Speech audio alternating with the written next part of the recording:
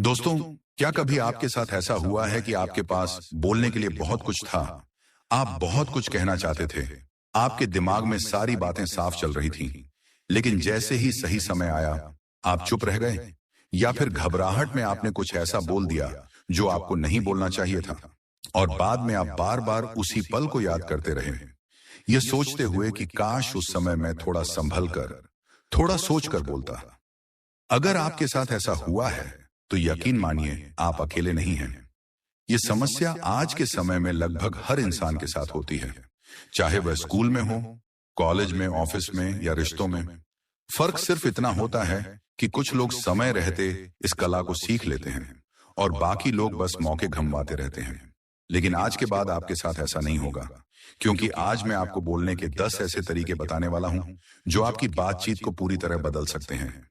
अगर आपने इन तरीकों को सच में समझ लिया और उन्हें अपनी जिंदगी में लागू करना शुरू कर दिया, तो लोग आपको कभी भी हल्के में नहीं लेंगे। इसीलिए इस वीडियो को आखिर तक जरूर देखिए, क्योंकि हर एक पॉइंट आपके लिए जरूरी है। दोस्तों, एक बात हमेशा याद रखिए, बोलने की कला सिर्फ एक स्किल नहीं, बल्कि एक ताकत है। आप कैसे बोलते हैं, यही तय करता है कि लोग आपको कितना महत्व देंगे। कई बार इंसान बहुत समझदार होता है, लेकिन अगर उसे अपनी बात सही तरीके से रखना नहीं आता, तो वह पीछे रह जाता है। इसीलिए अब समय आ गया है कि आप अपने बोलने के तरीके को बदलें। तो चलिए शुरू करते हैं। सबसे पहली तकनीक, अपनी बात में वजन लाना सीखें। अगर आप चाहते हैं कि लोग आपकी बातों को हल्के में ना लें, तो सबसे पहले आपको खुद को गंभीरता से लेना होगा। जब तक आप अपनी बात पर भरोसा नहीं करेंगे, तब तक कोई और भी उस पर भरोसा नहीं करेगा।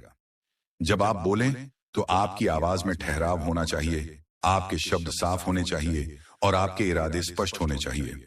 बार बार अपनी बात बदलना, हर किसी से सहमत हो जाना या बिना सोचे बोलना, ये सब आपकी वैल्यू को कम करते हैं।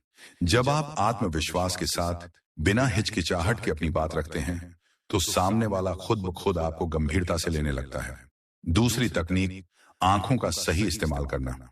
जब आप किसी से बात करते हैं, तो आपकी आंखें बहुत कुछ कहती हैं। अगर आप नजरें चुराते हैं, तो सामने वाले को लगता है कि आप नर्वस हैं या आप में आत्मविश्वास की कमी है। और अगर आप बहुत ज्यादा घूरते हैं, तो सामने वाला असहज हो सकता है। इसलिए एक संतुलन बनाना जरूरी है। जब आप नेचुरल तरीके से आई कांटेक्ट बनाए रखते हैं, तो सामने वाले को यह महसूस होता है कि आप उसकी बातों में रुचि ले रहे हैं और आप पूरी तरह बातचीत में मौजूद हैं। तीसरी तकनीक, सामने वाले को समझना। सिर्फ यह मत सुनिए कि सामने वाला क्या बोल रहा है, बल्कि यह समझने की कोशिश कीजिए कि वह क्यों बोल रहा है। हर इंसान के शब्दों के पीछे कोई ना कोई भावना होती है, कभी डर, कभी उम्मीद, कभी असुरक्षा। जब आप इन भावनाओं को समझ लेते हैं, तो आपकी बातचीत एक अलग स्तर पर पहुंच जाती है।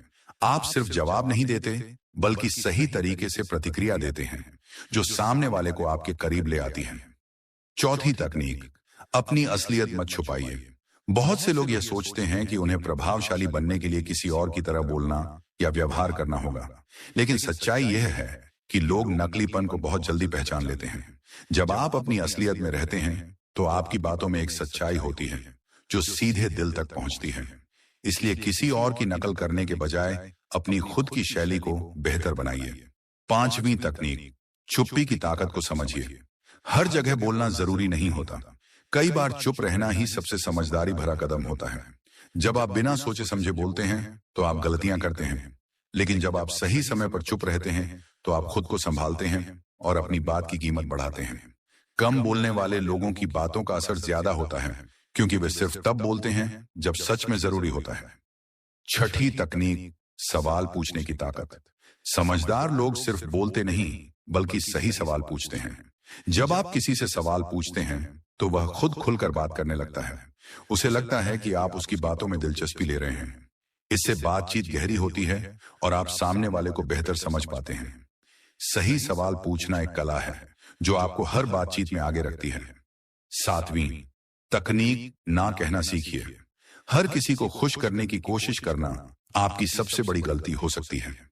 जब आप हर बात पर हाँ कहते हैं, तो लोग आपको हल्के में लेने लगते हैं। ना कहना गलत नहीं है, बल्कि यह दिखाता है कि आपकी अपनी सीमाएं हैं और आप अपने समय की कदर करते हैं। जब आप साफ और सम्मानजनक तरीके से मना करना सीख जाते हैं, तो लोग आपका और ज्यादा सम्मान करते हैं। 8वीं तकनीक, कम बोलिए लेकिन असरदार बोलिए।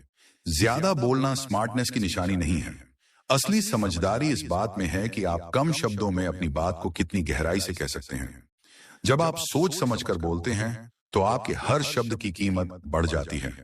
लोग आपकी बातों को ध्यान से सुनते हैं और उन्हें याद भी रखते हैं। 9वीं तकनीक, सुनना सीखिए। आज की दुनिया में हर कोई बोलना चाहता है, लेकिन सुनने वाले बहुत कम हैं।